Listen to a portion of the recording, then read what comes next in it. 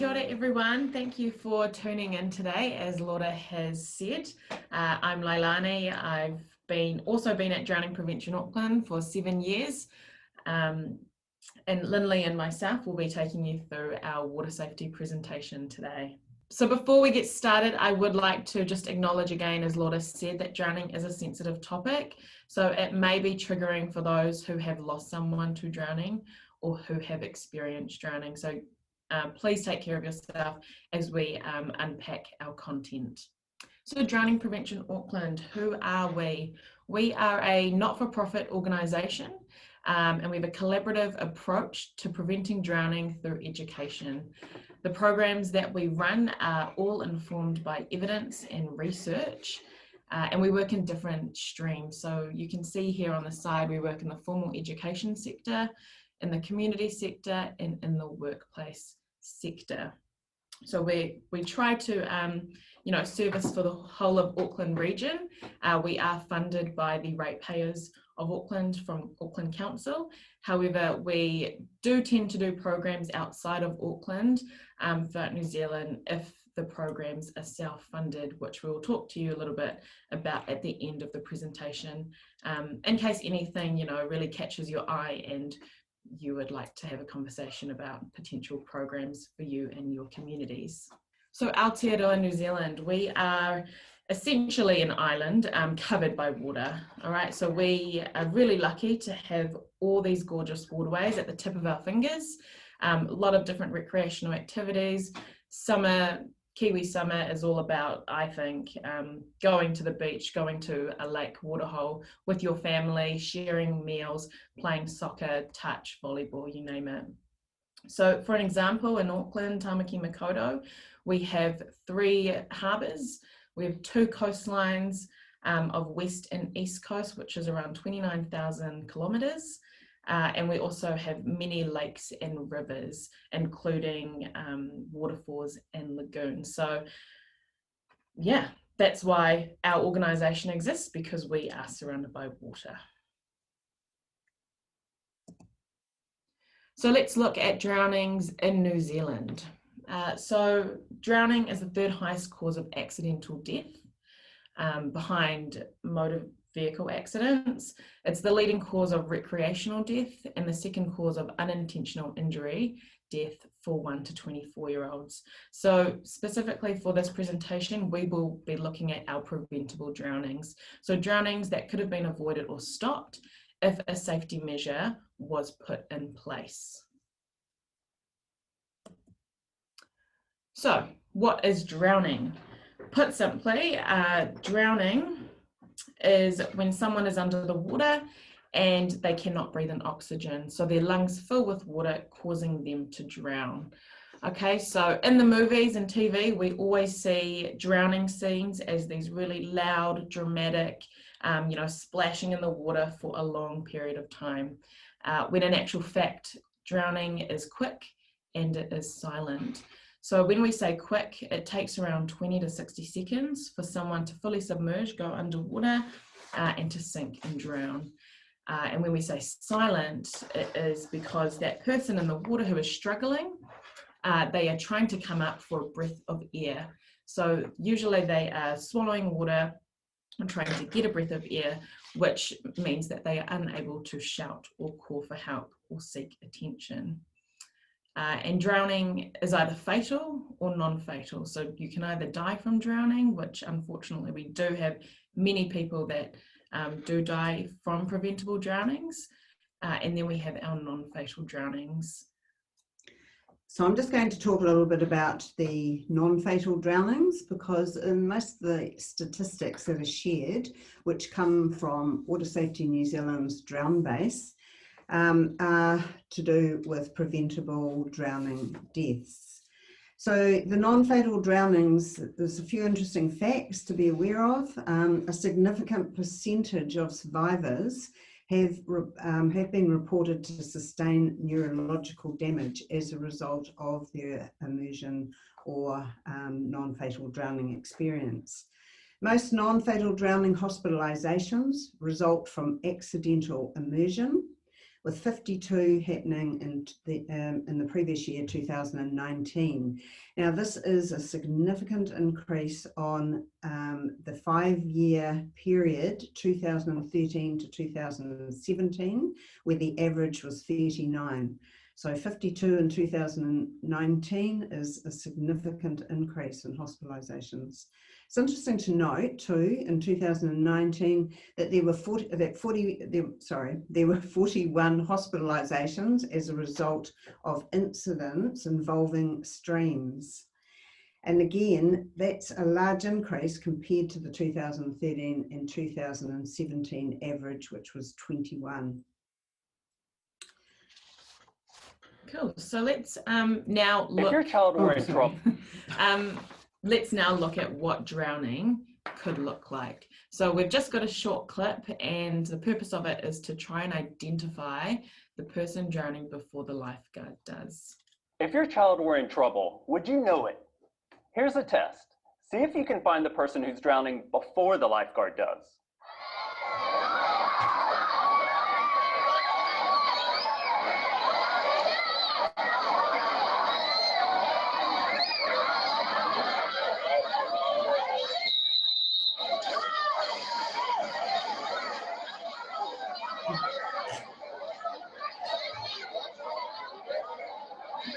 Did you miss it? Take a look again and watch this child.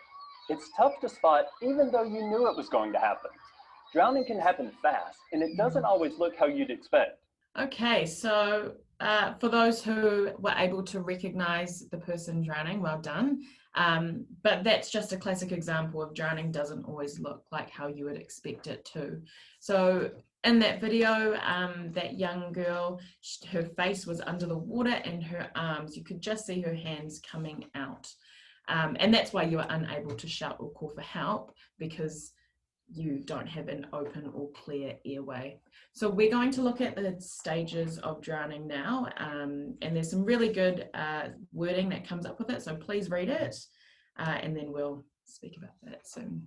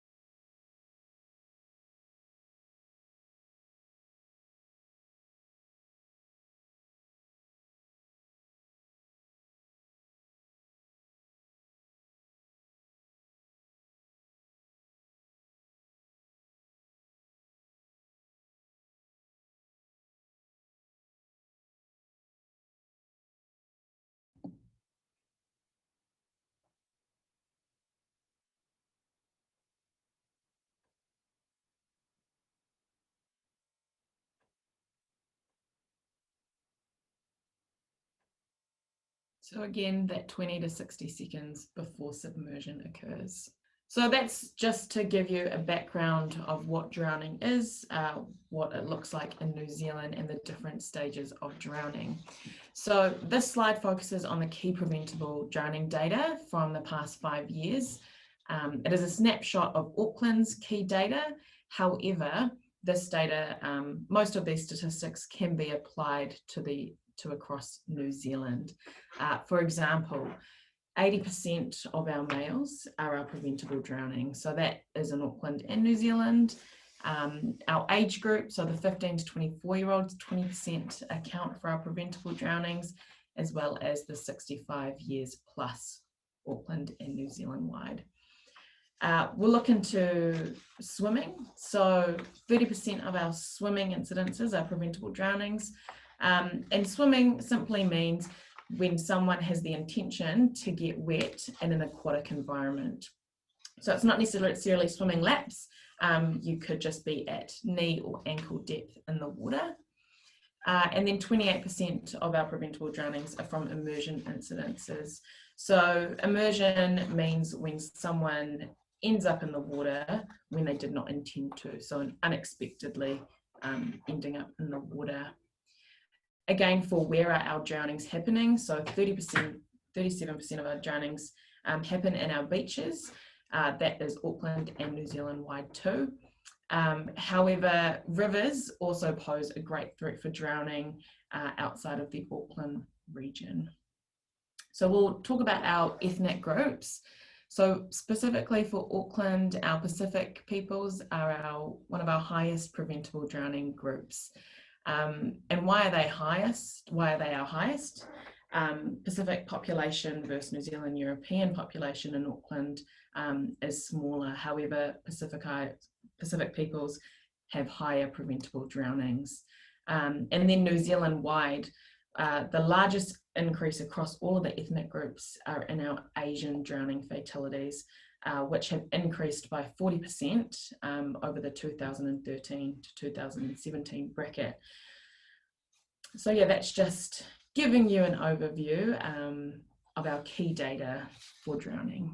Okay, so this particular slide again shows New Zealand and Auckland, and it goes across the age bands, but I'm going to talk to the drownings that happen in the 0 to 14 age group. So when you look at a graph like this, it kind of suggests that in that age group, well, that's where our lowest drowning numbers actually occur. But it's really important that this is not we don't see this as a reason for complacency. One of the four key targets of the New Zealand Water Safety Sector Strategy 2020 is to reduce the previous drowning fatalities of the preschoolers, that's your under fives, children, to 0.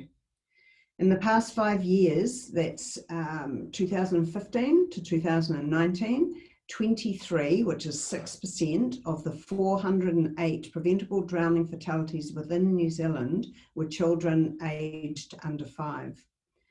Most early childhood drownings are the result of an immersion incident. And an immersion incident is an incident that occurs when the drowned or injured person did not intend to be in the water at the time. All right, so it was an unintentional entry into the water. So it's important also to point out in terms of the older age group, so your primary, intermediate, school age children, that this is a really optimal time for water safety education to be included in the curriculum for these children. So according to the experts, this will enable a stronger flow-on effect to positively affect the water safety decisions made by that real at-risk group, the 15 to 24, the adolescents, where it's an age when they are less likely to be influenced by information that they're given, because they sort of very much rely on their peer group and see themselves as kind of knowing it all, being there, that type of thing. So it's a really strong case for making sure that what's happening in our primary and intermediate schools is opportunities for children to be learning water competence. So education is key across the age bands, actually. It's not just in those early years. So the experts tell us that the sooner it starts, the better, and we'll talk more about what that might look like in the year 0 to 4 group. And they say that it needs to continue, that it's a lifelong process, and that's because things change. You go to new environments, you might take up some new activities, and also the aging process. Often people seem to think they're still able to do what they could do 20, 30, 40 years ago. So lifelong learning is a really important part of the whole process in reducing our drowning fatalities.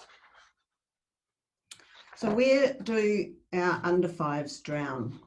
So we need to think about that, and I'm sure those of you who are listening who have had a lot to do with the under 5s over the years will have some ideas about that. It's really important to keep in mind all the time the positive. Like, we're doing a lot of talking here about drowning, which is more the negative side of it. You know, being a nation surrounded by water, the positive, you know, the positive interactions we have with water need to be emphasised, because that's the whole point of the education, is to enable people to be able to enjoy those recreational activities and stay safe at the same time. So for the under fives, water can be fun, exciting, and it can also be educational, but it is potentially dangerous too. And unfortunately, our drowning stats for our under fives reflect this. So drowning's tragic at any age, but it's particularly so in childhood. And it's the home setting that actually poses the greatest risk for drowning fatalities and injuries.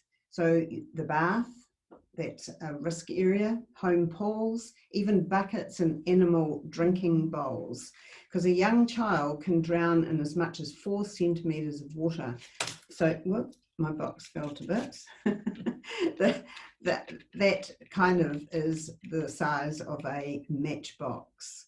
So we need to really be aware of that and not be complacent about leaving our animal drinking bowls around in the backyard.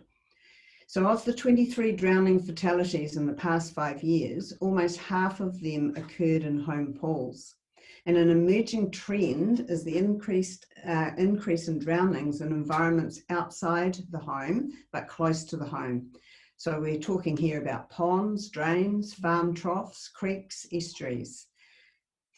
So we just need to be aware that it is the home and immediate environment that causes the greatest risk for our under fives. I'll just show you the matchbox again. So that's all it takes. I didn't have it in front of the camera. Yeah, so that's all it takes. Yeah, to drown, 4 centimetres, so really small. Distracted by my box falling to pieces. Yeah. So why do under fives drown? So most children from an early age have a fascination with water. So either in the home environment or outside the home. So wherever there's water, it just seems to get their attention and they want to get to it and play with whatever is in the water or around the water. So as they become mobile, they start to explore their surroundings. So we're talking here about children who start crawling. So as soon as they're able to move from point A to point B, we need to be really aware of what the possibilities are when their children are around water or containers holding water. But the other thing is that their sense of curiosity and adventure is not matched by an understanding, and definitely of the risks and dangers that are out there for them. So take, for example, a toddler, just like this one in the picture, notices the floating toy in the home pool, and what do? Hone straight in on it with the thing, you know, attempting to retrieve it.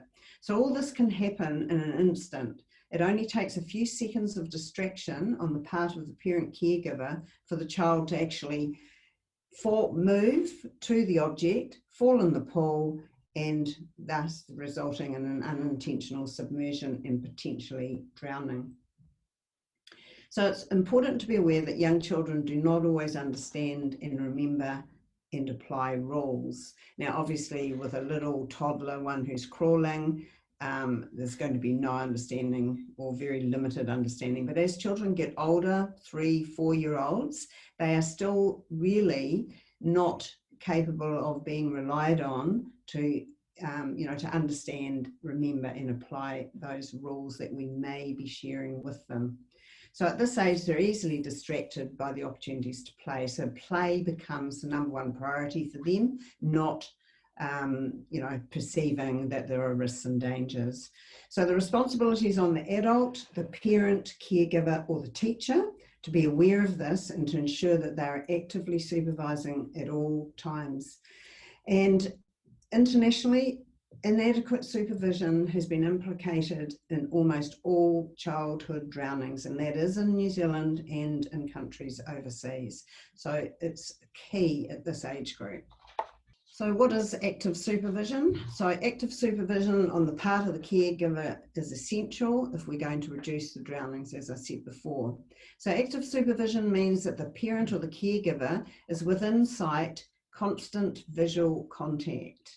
They're within reach, they're staying close, they're at arm's length, and they're not being distracted by anything such as talking on a phone. It takes just seconds for a child to drown, and we just need to keep remembering that. It's very quick, and I think we've been kind of talking about that in our presentation so far. It happens quickly and silently. So as well as active supervision, which is probably key, there are other layers of protection that we should be aware of. So we have protective barriers such as pool fencing and other barriers around water like fish ponds, paddling pools in the backyard, spa pools. Most important prevention strategies, these are important prevention strategies too that will help reduce the drowning of young children, especially important in the instance of a lapse in supervision. So not ideal, we don't want a lapse in supervision, but in reality it does happen. So these protective barriers add that extra layer of protection. So there are also protective practices that are important to keep in mind. The wearing of correctly fitted life jackets, especially when boating and fishing. This also provides another layer of protection for not just young children, but for everyone who might be boating and fishing. It is the responsibility of parents and caregivers to ensure that the required and necessary protective barriers and protective practices are in place in the home and when you're out and about in other environments. And most councils throughout New Zealand will have pool fencing requirements. So it's really important if you have a home pool or there is a home pool in your neighbourhood that you suspect is not fenced or doesn't have the adequate protection, then get in touch with your council and find out what the requirements actually are. It's also important for parents and caregivers in the home to empty containers of water after use and store these out of reach. And that's probably something that may not often be done. So for example, if you have one of those little blow-up paddling pools, it should be emptied and preferably turned upside down so it can't collect any water, but even better, stored away after use. Same goes for buckets. Make sure buckets have lids, they're turned upside down, and again, better still, out of the way when they're not in actual use. The other thing that's really important is providing opportunities for your under fives to develop water awareness and water competence. So water play and enjoyment actually starts in the home environment and in the local community close to the home. And these opportunities provide ideal time for the children to begin to learn some important water safety messages as well. So the parents have a key role to play here because they're really the child's first teacher. So they're very well placed to provide this just-in-time learning opportunities when they're out and about in the backyard or in the local community. So there are numerous opportunities within everyday activities for parents and children to be involved with water and to use these opportunities to start talking about some of the things that are important for the young children to know about. The other thing is opportunities for children to experience being in the water. So getting into the water, having fun, and beginning to learn water competence is really important as well. Overall, although parental supervision still remains, overall, it is parental supervision that still remains the most important prevention strategy to reduce under 5 drownings. All right, thanks, Emily. So now we've looked at that, we're going to dive into different types of aquatic environments that you can visit with your friends, whānau, as we head into the summer. So pool safety, again, very common and popular facility. for friends and families to use, especially because it is an enclosed environment where the risk is quite low compared to the beach. However, there are still risks there. So a couple guides for when you go to these facilities. So read and follow the safety signage. That's really important. Each pool has their own supervision ratios for parent to children. Really important to note this, because a lot of the time, unfortunately, we do see parents who take their kids to the pool and then they just sit on the side of the pool and watch. Okay, so like Lindley said before, practicing that active supervision is really important. The lifeguards are there to ensure that the operations of the facility are working smoothly, and they are the general lookout in case something does go wrong. It also gives you good information around what is appropriate clothing to wear in the pool. The biggest no-no is cotton. And the reason for that is because cotton, when it's worn in a pool, it leaves little fibers which can block the filtration systems to clean the pool. So that's just a little side note there for not wearing cotton and wearing appropriate swimming attire. Check the depth before entry. So this is a really good one, actually. A lot of the people that I teach have experienced near drowning because they have seen the bottom of a pool because it's nice and clear. And because they see the bottom, they think that it's automatically shallow. And that's how people can get into trouble. So pools always have really clear depth signage. So make sure that you are alert and you look out for those. So we'll go back to practice active supervision again. So it is easy for parents to get distracted, or caregivers, or a responsible 17-year-old who is in charge of looking after young ones.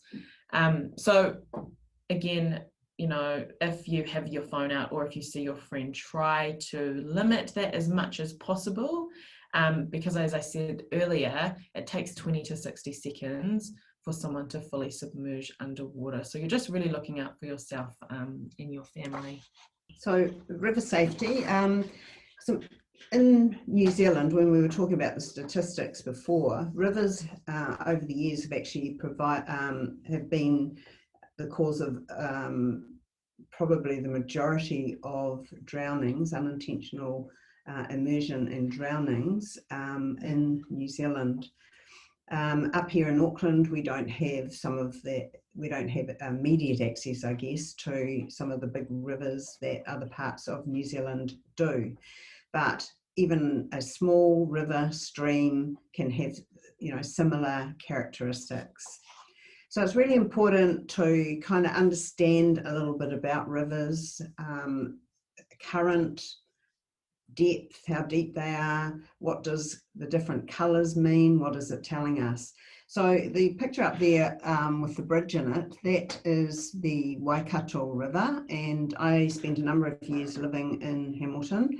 And that river is really deceiving, and it's probably one of the most dangerous rivers in New Zealand. It seems to just flow on its way to the coast at Port Waikato, and it just looks like it's gently sort of flowing along, but it's very, as I said, very deceiving. And that river has lots of hazards, lots of currents. So it's being aware of all those sorts of things. So taking a step back, identifying what you see, what could possibly be happening before you actually enter the water. The other thing that's really important is before entering any waterway, especially rivers, waterholes, lakes, is to be certain that there is a place that you can safely exit from. Exit, or trying to exit, it has been implicated in a number of drowning fatalities over the years. People have been in the water and they have not been able to exit and therefore have drowned as a result of that.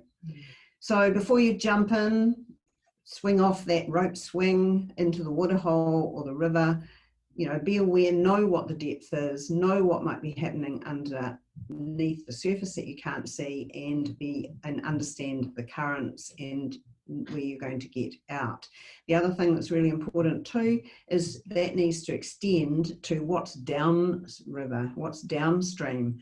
So what's around that bend, especially if you are likely to be kind of making your way down the river. So you could be, when I was a child, we spent a lot of time in the rivers around where I lived in the South Island, and one of our favourite activities was being on lilos and floating off down the river. So we were always aware of what was around the bend, and we knew where we could get out and where we were expected to get out in regards to our parents and caregivers. And obviously we were a wee bit older then, but there certainly wasn't a lot of active supervision that always went on many years ago, but we, of course, we're much wiser now. So, you know, being aware, all right, I'm going to be in a kayak, I'm going to be on a lilo, I'm going to go down the river, I know what's down there, I'm not suddenly going to disappear over some high waterfall, or I know how I'm going to get out. Really important. So just being aware of those. And really important, the last point there, if you're ever in doubt, just don't enter, stay out. You know, take the safe option. Cool. So now beach safety. So we covered in the start that 37% of our drownings happen in our beaches. So from Labour Day, our volunteer surf lifeguards have started patrolling specific beaches throughout New Zealand. So if you are planning a trip to the beach and you want to know what time the surf lifeguards will start patrol and what time they finish, you can visit findabeach.co.nz. If you are Auckland based, you can go onto safeswim.org, and that will also give you the quality of the water. So let's look into this further. A few guides for when you are going to the beach, and these guides are to prevent you from getting into trouble in the water. So firstly, swim at a patrolled beach between the red and yellow flags. So surf lifeguards at beaches, there are long stretches of beach, okay? So surf lifeguards can't adequately supervise the entire beach. So they put out the red and yellow flags in a safe spot so public can go and swim in between them. And so if anything does happen, the surf lifeguards are watching the whole time in between the flags. So that's our first one. Secondly, supervise children again within sight and reach. So the beach is very different to the pool environment, okay? When waves come in, it's really easy for waves to knock little ones off their feet.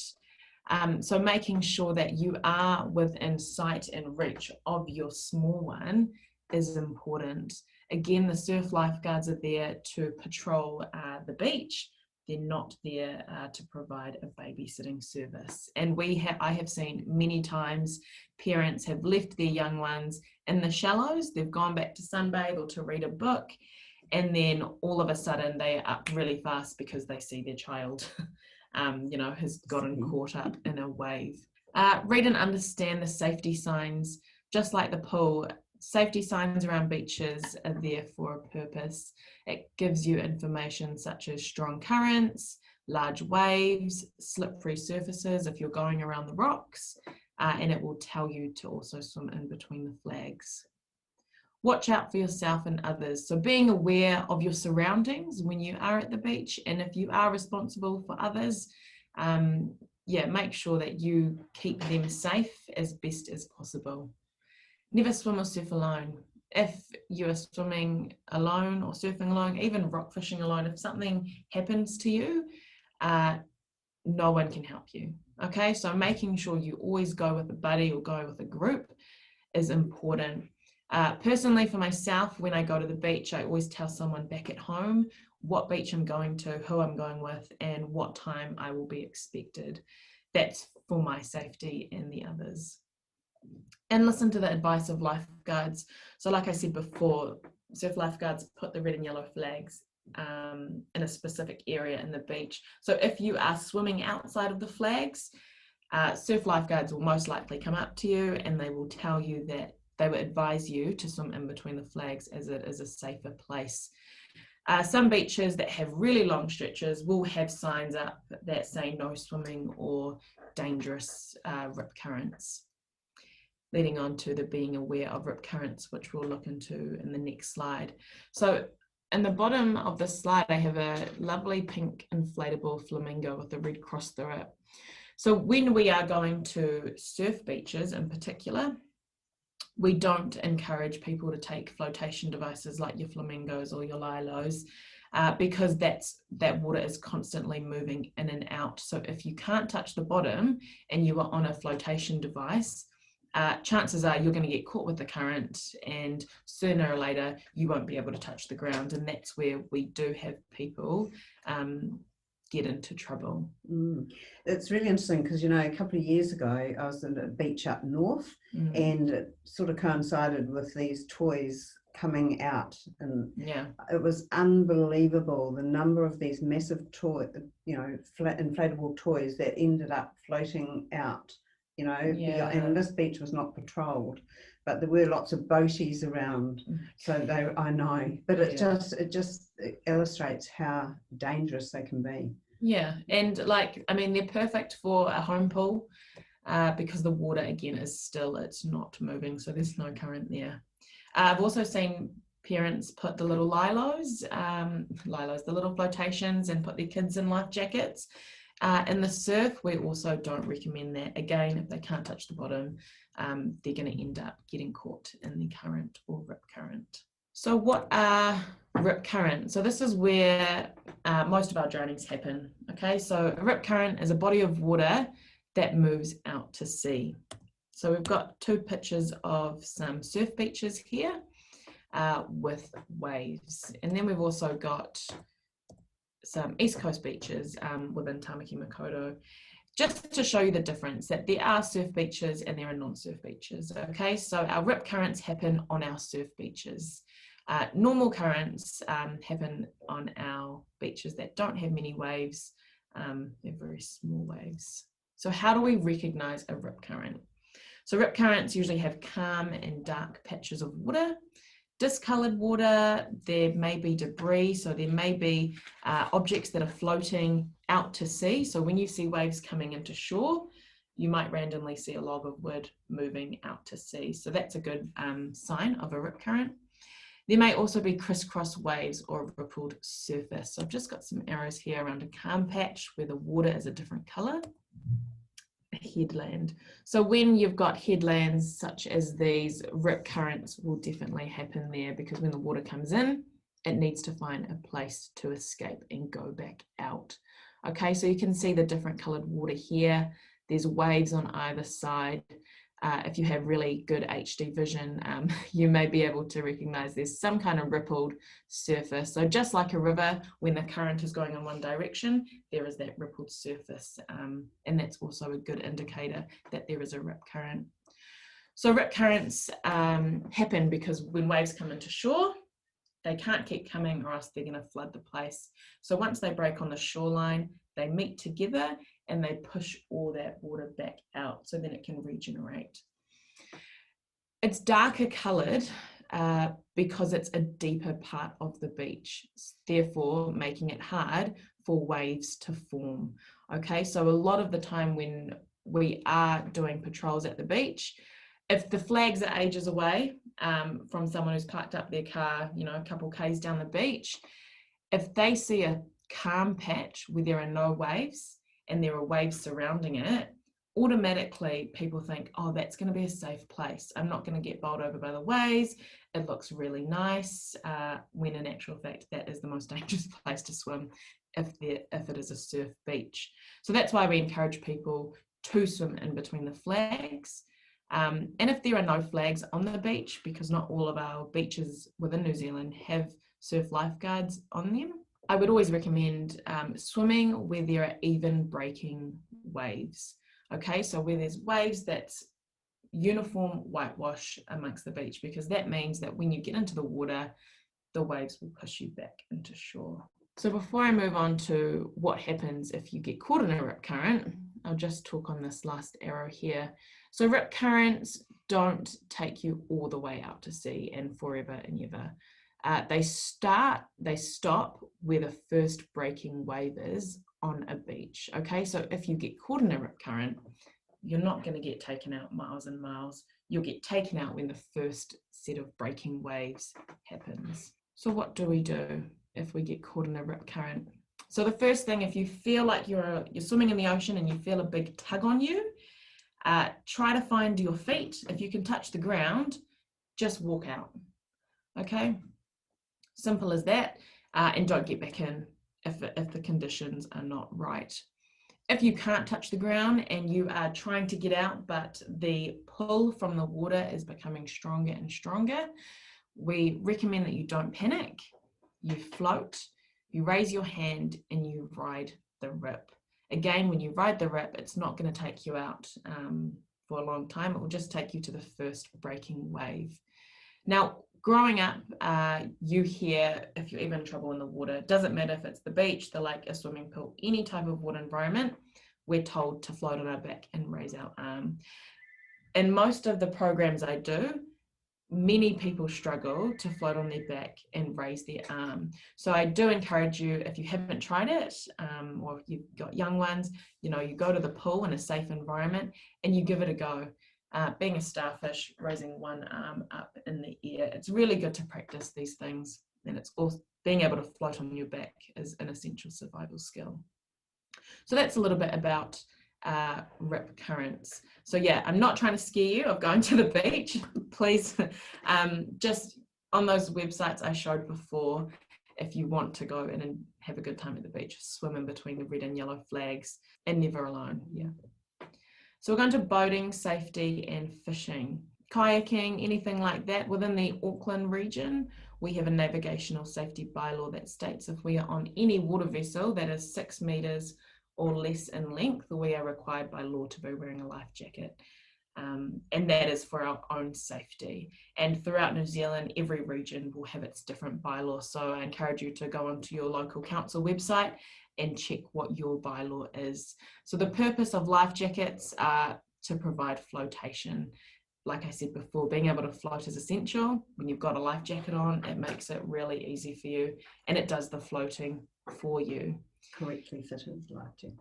Yeah, and just like a car, when you have a seatbelt on, for adults, you've got your seatbelt. For the young ones, you put them in a car seat. That's the exact same concept that we use for our life jackets. So when you've got young ones, you need to make sure that they have a life jacket that correctly fits them for their body weight, really. And for adults, we will have different life jackets. So we'll just look at our life jacket. So this is a child extra small life jacket. So it's nice and bright. It's got foam padding on the front, it's got high vis, and it's got buckles. So correctly fitting it means finding the right size and making sure that it fits the child nice and tightly. So we've got our buckles here, and we've also got a crotch strap underneath. Okay, so once a child enters the water, their life jacket can't lift up over them, so that will fit them really snug. Okay, and then compared to an adult life jacket, there's a very big difference. So this is an adult small, sorry Lindley, this is an adult small life jacket. So just a couple different features in this. They've got a zip and your buckles, okay? And this is only one type of life jacket. There are many other life jackets that are used for different water recreational activities. So yeah, if you are taking your young ones on a boat, or even if you're fishing, going kayaking, fishing off the wharf, off the rocks, please, we recommend you wearing a life jacket. So Bystander Rescues, we're getting there, team. Thank you for continuing to tune in with us. So Bystander Rescues, most people in trouble in the water don't drown, but unfortunately some rescuers do. So we've created this method of rescuing. So if you come across someone drowning, you are able to help them without putting your own life at risk. Okay, yeah, heaps of times when I ask people in my programs, do you know how to swim? They don't put their hand up because they don't know how to swim. And then I say, if you saw someone drowning, would you rescue them? They all put their hand up. Most of them do. And that right there is what we're trying to avoid. We're trying to avoid people from just instinctively thinking, I need to go and rescue that person, where there are specific steps you can follow that again meets the same goal of rescuing that person. So we've got a video here, and that will just demonstrate and explain what the 4 R's looks like.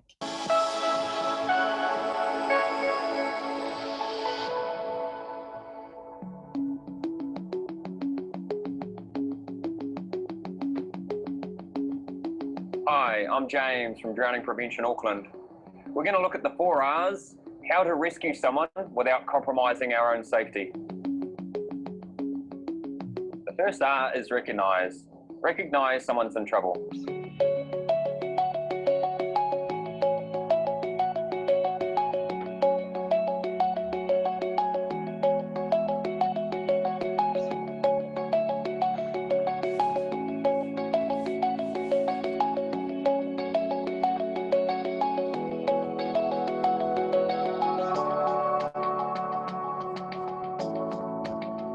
The second R is respond. Thinking about getting flotation to your patient and calling for help. Here you go, you're right, Hold on to that. Right there, mate. Just call for help, okay? It's James Lee. I'm at Bethels Beach. I've just had a rock fish that's fallen in the water. I'm just in a spot called the Gut. That's between O'Neill's and Bethels. The third R is rescue. Looking around to see what you have. Have you got a rope? Have you got a pole or a branch that you can bring your patient in?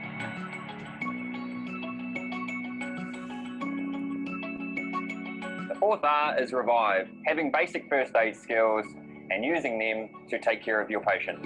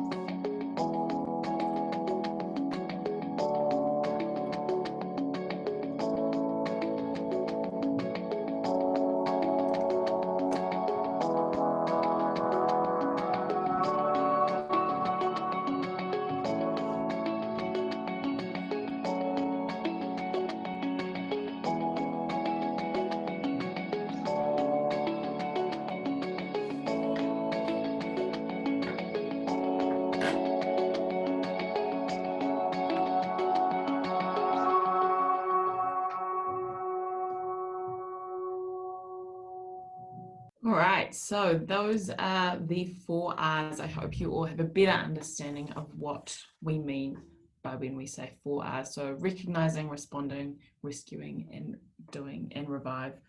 So in the video, again, from the beginning of our film, it's really important to be able to recognize someone is drowning. And again, it doesn't always look like how you would expect it to. So asking or shouting to the person, "Are you okay?" will give you a good indication with whether or not they need help. In the video, he responded. So providing flotation, again, drowning happens fast, 20 to 60 seconds. So trying to provide flotation as soon as possible to interrupt that drowning process. So what type of flotation can we use? He used an angel ring in the video. You know, if you're at the beach, it's really common for people to have chili bins with food. That can provide great flotation. Balls, again, soccer, volleyball, touch, awesome flotation. Drink bottles if you're going for a walk, provide flotation. So anything that holds a pocket of air. So I have a gumboot, and that's what that person threw in the second 4 R's video. So if you turn that gumboot upside down, it holds a small pocket of air that provides a little bit of flotation. And we always say a little bit of flotation is better than no flotation. The second way he responded was he called for help. And who do we call? We call 111 and ask for the police. The reason we ask for the police is they have a direct line to surf lifesaving. Okay, so if you are in an open water environment and something does happen or goes terribly wrong, you can call the police and they will contact surf lifeguards who live within that area to go and respond. The next R is around rescuing. So once you've provided flotation and you've called for help, look around to see what you have. You may see a branch, there may be a pool noodle. Not very common for people to carry ropes with them, but anything that you can bring your patient in with. In that second video, he actually used his clothes, and that's a really common objects that people use to try and pull someone out of the water. If you can't reach your patient, you've called for help. So, surf lifeguards are on their way in emergency services. If you're able to get your patient out of the water, you're going to revive. So providing basic care. So once you pull someone out of the water, you're not just going to be like, sweet, see ya, and off you go. You want to, if someone has experienced drowning, they're going to be scared, and they're going to really want some comfort or support. So rolling them onto their side into the recovery position is a really important skill that everyone should know around basic first aid. So if you haven't done a first aid course, I highly recommend that you do take part in one. So rolling them onto their side into the recovery position and then patting them in the back, saying everything is going to be okay. If you pull the person out and they're not breathing, and if you know CPR, you can, start your CPR because you have called in the step 2, the police, all right? So most of the time, people don't do all 4 R's. It's usually just the recognise and the respond part, and then they let the surf lifeguards come in and do the rescue and revive. A few common questions we get is what happens if you need to go in, or if it's a loved one and your instinct is that you want to help. In response to that, we say, make sure you call for police before you go in, and take 2 types of flotation devices. So when you swim out, you can give them a flotation device, and then you've got your own, all right? And the reason we want you to take your own flotation device is because if someone is struggling in the water, as soon as they see someone coming at them, the only thing in their mind is that they want air. So they're going to grab you, usually your head, and they will try and push you under so they can bring themselves up above air. So that's why we say if you must go out as a last resort, take 2 flotation devices for your safety and for theirs. Now at the swimming pools, if you aren't actively supervising your child, or if for some reason, they get into the deep end and you have to pick them up, chances are they would have swallowed water. So again, if that happens, you can just get them out, sit them on the side of the pool, pat them on the back, tell the lifeguards what's happened, and they will probably recommend you to take your child to the doctors just as a follow checkup. Better to be safe than sorry. So these are the 4 R's. I hope that you won't have to use them, but if you are walking along the beach, if you're fishing around any water environment and you do happen to recognise someone in trouble, you will think back to this presentation and you'll think, what were the 4 R's? So that's just a rescue method that will help you. So going into our e-learning platform, we are nearly there. So we have a e-learning platform on our website, which is an amazing tool for people all around New Zealand and internationally to register for free, and they can learn different water safety competences to protect themselves from drowning. These are a few of our modules at the moment. So we have water safety for children. This resource is more for teachers and parents as a learning guide of how you can support your young ones when it comes to teaching water competence. We have our safe rock fishing, our kaimana diving, and water safety for youth and young adults. So I highly recommend if something has caught your attention here and you want to know more, you can go onto our website and register and go through these modules. We have many different videos, quizzes. It's really interactive, especially for parents and young ones to go through together. Do you want to add anything in here? Not really, but just to say as an example of how how children can be involved in water safety for children, which is predominantly a teacher resource, there is a survey that the children can complete, which is a way of them checking, or the teacher checking, that they have learned some important knowledge, understandings and skills, and also looking at their behaviours and attitudes towards safety practices. And now for our program opportunities, what do we have coming up in this space? So we have started our live registrations for our Splash Breakaway Holiday Program. That is free. It's funded by Oranga Tamariki, and it's for youth in Tamariki from 11 to 17 years old. We will be running the program across 8 venues in the Auckland region. However, we have had a lot of kids come out from the Auckland region who have, come up for the summer holiday to stay with their grandparents or auntie and uncles, or coming back home essentially. So that's a free holiday program. If you know anyone who would be interested in attending it, you can email splash@dpanz.org.nz to find out further information. We also are on the lookout for hiring new water safety ambassadors. So we do a lot of summer work, and in order for us to do summer work, we need a passionate team who are water competent to deliver our programs for us. So if you know of anyone, or if you are interested in becoming a water safety ambassador, you can email james.lee@dpanz.org.nz. Over the last few years, here at Drowning Prevention Auckland, we've been providing water safety education for parents, caregivers, teachers in early learning centres, and preschool children themselves.